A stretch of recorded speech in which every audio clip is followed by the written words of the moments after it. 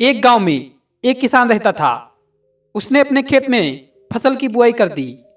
उसी खेत में एक चिड़िया आकर अपना घोंसला बना दिया। कुछ दिन बाद उस चिड़िया ने घोंसले में अंडे दिए।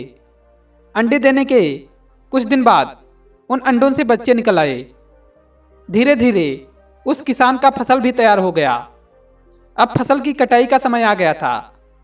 एक दिन किसान खेत में आया और बोला, मैं कुछ आदमियों को अपने खेत की कटाई के लिए कल भेजूंगा, जो सारे फसल को काट कर मेरे घर ला देंगे।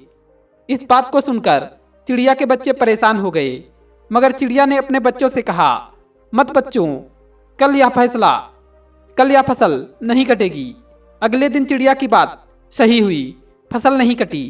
किसान फिर खेत में आया और उसने कहा, मैं अपने कुछ दोस्तों को कल भेजकर फसल को पक्का कटवा दूंगा। अब किसान की बातें सुनकर चिड़िया के बच्चे फिर डर गए और चिड़िया से बोले, अब हमें खेत छोड़कर जाना पड़ेगा।